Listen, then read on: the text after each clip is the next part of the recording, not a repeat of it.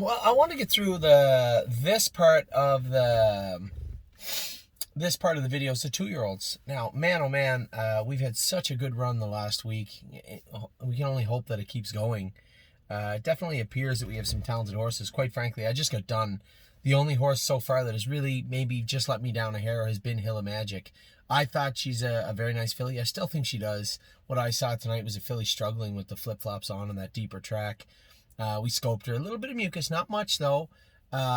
Take a look at her blood just to make sure everything's all right. But I thought a rather weak showing from her. You know, I scored her down and warmed her up faster into that turn than she went when she made a break. I think she was maybe a little unsure of herself. Maybe she was anticipating interfering a little bit and looked for a way out. I'm not really sure.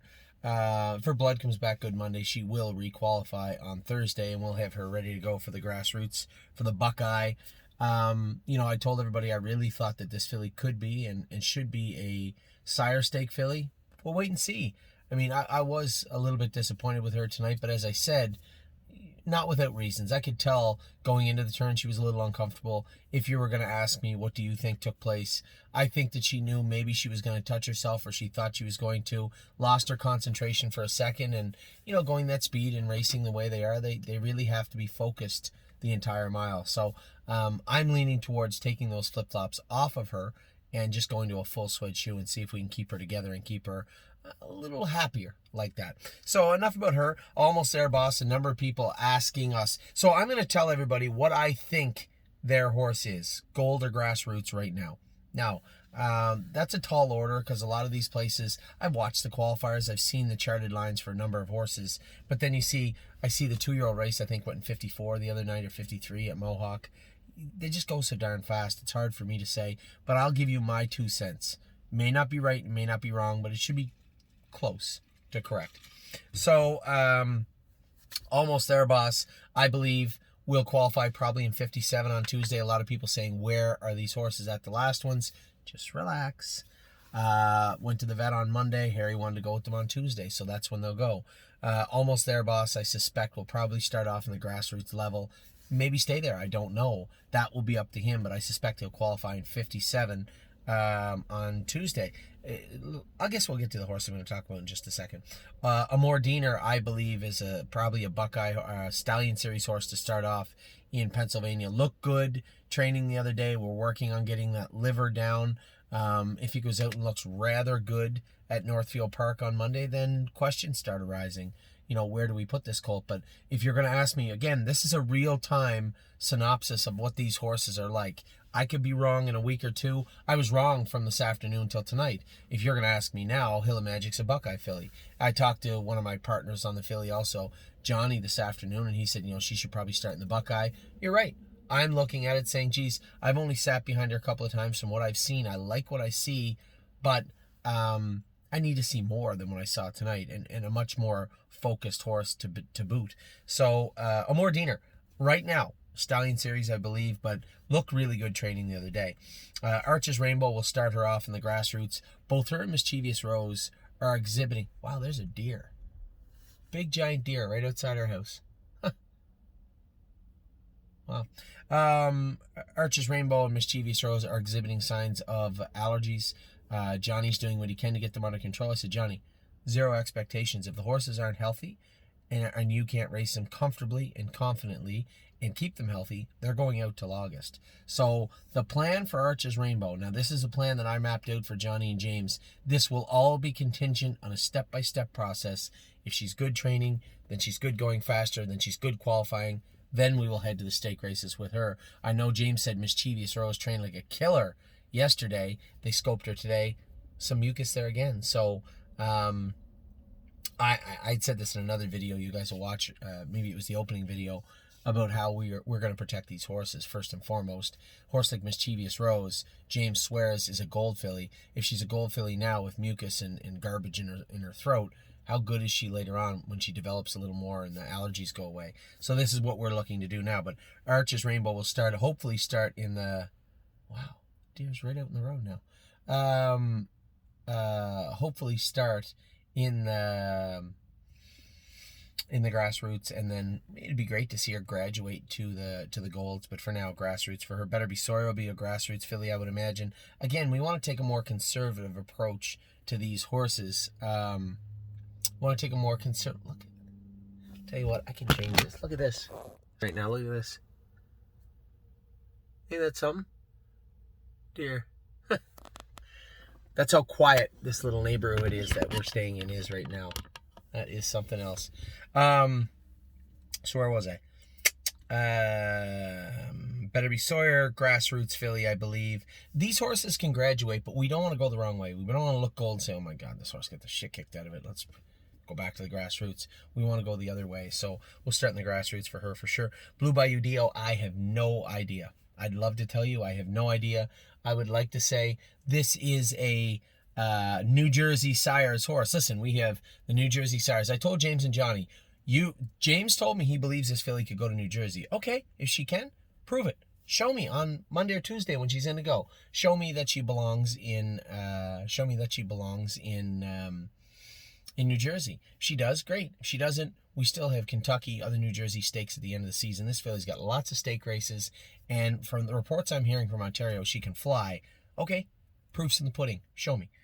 Bomb Hugger, Sire Stakes, I would imagine. She just obliterated them again the other day at the Meadows, and just looks so... I just love how professional she feels. She literally feels like she's raced a million times.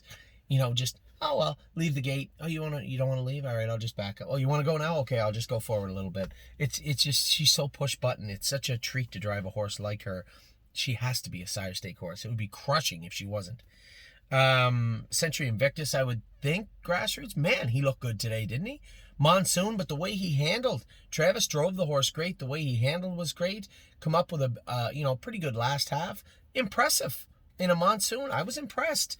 I mean, can he pace 53 right now? Maybe not. So we'll probably go grassroots. But man, he looked like he had lots of tools put together today, that horse.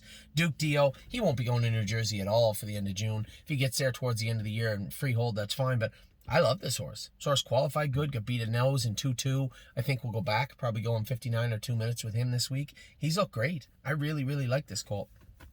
Eyes at 10, here's a tricky one. Fair, Buckeye. So what I'd said to one of my partners on the filly today was fair, Buckeye, fair, Buckeye, fair. Hopefully Sire Stakes after that. She needs to get stronger and confident. This is going to be a very delicate process with this filly. The speed's there. There's no problem with the speed. I know she hasn't shown it, and you're like, wow, 2-4. She could trot in 59 right now. She gets into her knee an awful lot. She touches her jack. Is that chicken and the egg? Is that because of she's hitting her knee? And if so, how do we get her out of that? We have her shod the way I like her right now. We have the gear on that I like her to have on right now. She just needs to get confident and stronger. She needs to come forward in a way that she knows, hey, you know what? I'm going to touch that knee boot. I'm going to touch that trotting boot. It's not the end of the world. Once we get her to that place, that's a scary filly, but that's going to be a delicate process. So, as I said, if my memory serves me, fair Buckeye, fair Buckeye, fair Sires. Something like that. Where are we at here? Garden State Dio, I don't know. Trained her in 58 the other day. That was a tough mile for her. We're going to come back with a slow trip Tuesday, and then she will qualify on Thursday. We are taking the flip-flops off her. I do suspect she'll qualify in 59 pretty easily. Does that get her to New Jersey? I don't know. We'll find out on Thursday. I'll deliberate on that, marinate on that, and then we'll get back to it on Thursday. Grace, she's a gold filly, I guess. Everything's been settled with her, and as I said, the original breeder had... You can go look at it in the opening video. I ended up giving back a quarter of Grace, or 24% of Grace to the breeder of her, which is fine. I don't care. We're looking to work with people. Nobody thought when Grace came here that she was certainly not going to be an effective gold filly. She'd be a handy little grassrooter, maybe. We'll see, like her sister was, or looked like she might be at the start. But Grace, James Suarez is a gold filly. James Suarez and Mischievous Rose and Grace are gold fillies. And he said, I don't know much about Archer's Rainbow, but from what Johnny's saying, she is also. Now, the latter, the Mischievous Rose and Archer's Rainbow, they may have a compromised allergy issue, which is fine. We can take care of that. Just going to miss the first stake race or so. There's tons of racing for these horses. But Grace doesn't appear to have those. So she'll be in to go in the first gold, it appears. Granite Hill, Fair. Possible Buckeye at some point down the road. But I like what this horse is doing. I like his maturity. It'd be great if we could just bust him around the fairs and get a couple of wins, get his confidence up. He's getting stronger and bigger, like I predicted he would, like we all knew he would, but he's starting to look better now. He's quite a ways from a sire stake horse, and he's quite a ways from a Buckeye horse, an effective one. But at the same time, he's handy. So let's see what he does, starting in Marion on Tuesday, I believe. Harvard Yard will be a Stallion Series filly. I mean, she's okay, but she's a big filly, big gangly thing. She needs to do some work to get to where a stake level would be, I would imagine. Hope's Reprise, again, very much the same as Harvard Yard. Just kind of a horse. I jumped over one. Hill of Magic. Buckeye filly, I guess. I had aspirations of the sire stakes, but she's going to have to do a hell of a lot more than she did tonight to convince me again of the sire stakes route. So we'll call her Buckeye for now. Hope's Reprise, he's got work to do to get to the Stallion Series. I suspect so does Harvard Yard. This is Pennsylvania. It's not a joke. This is one of the biggest jurisdictions going, and it's tough to say, oh, we're a sire stake horse, or oh, Stallion Series, no joke. And Hope's Reprise, nice horse, but he's got a lot of work to do to get there. Kathy and I won't be racing this season, so she's not going to be rated at all. Luck of the Dragon, I believe, Buckeye, fair horse. The sire stakes, as I said, there's such a thin line between, like we thought Procrastinator, absolutely heading to the big race, going to do it for sure, and then we're like, maybe not. You know, if he'd have won in 55, you'd be like, yeah. If he'd have won in 56-2 come 29 seconds, you'd be like, is he still the one?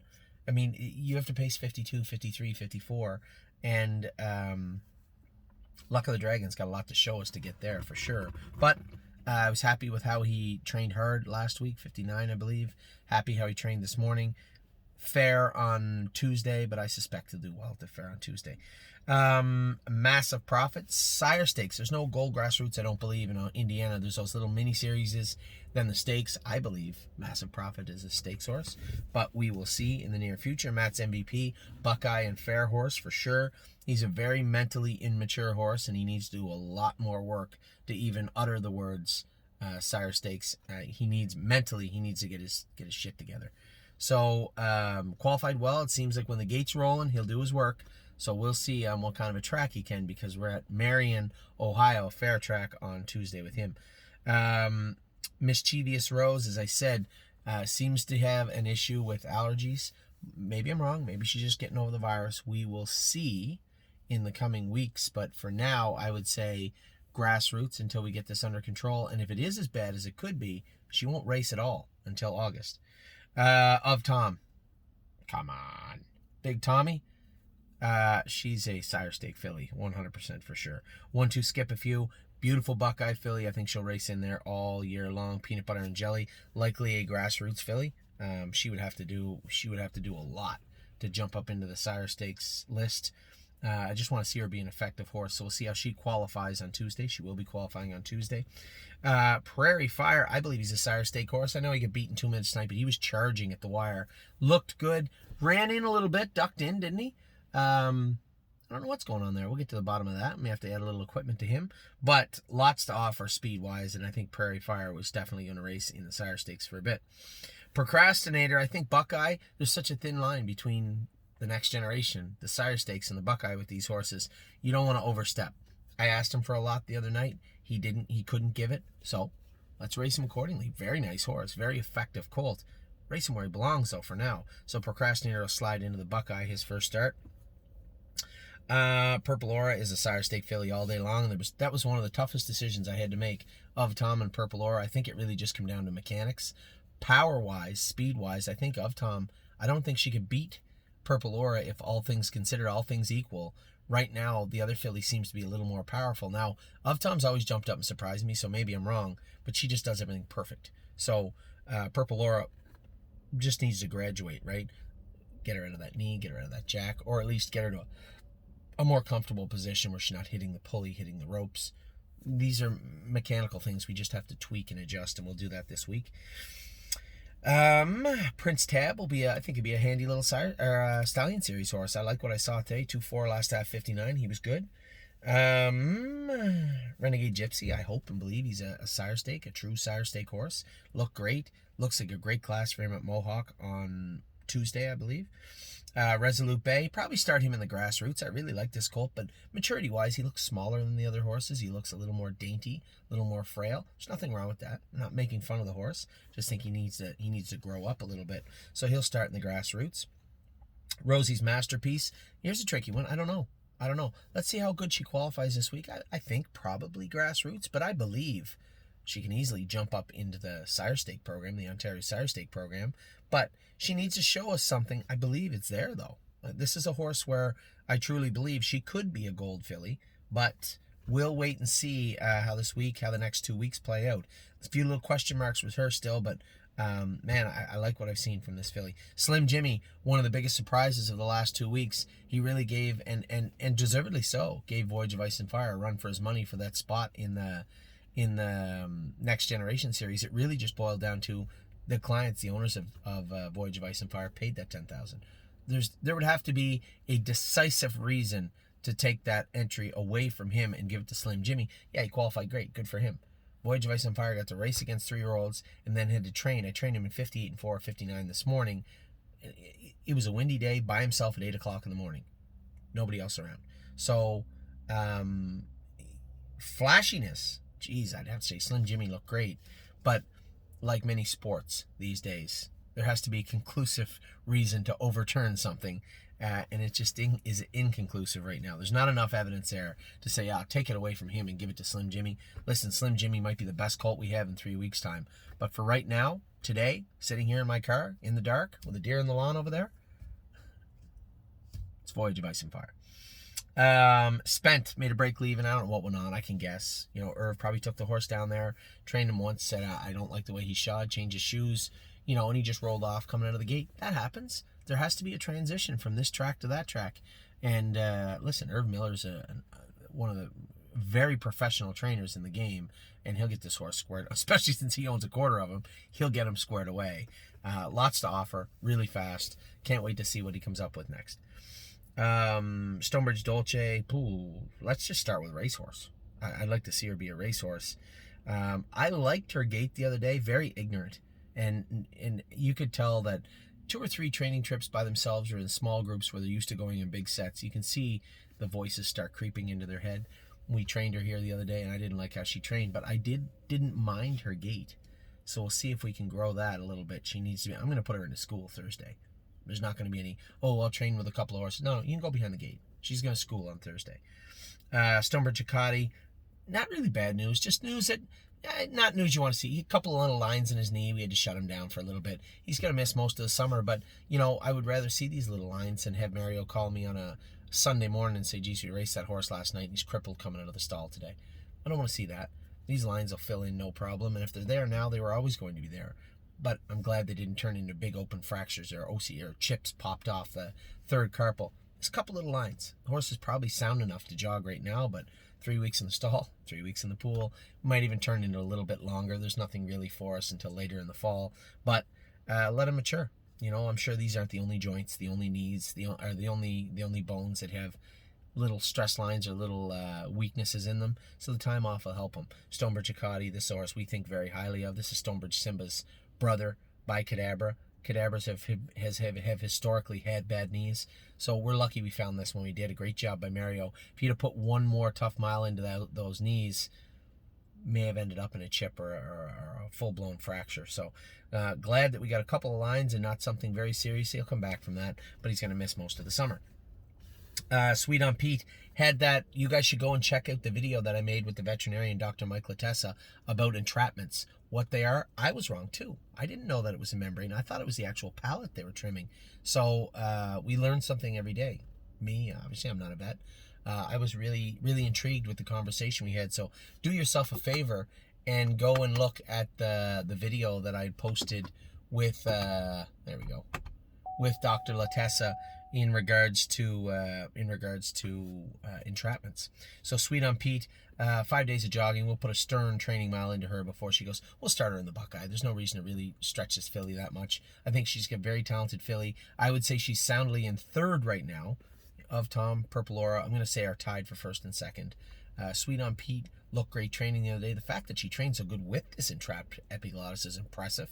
And then I think the other two fillies are coming on. Hilly Magic is going to have to show me more. But I know Eyes of 10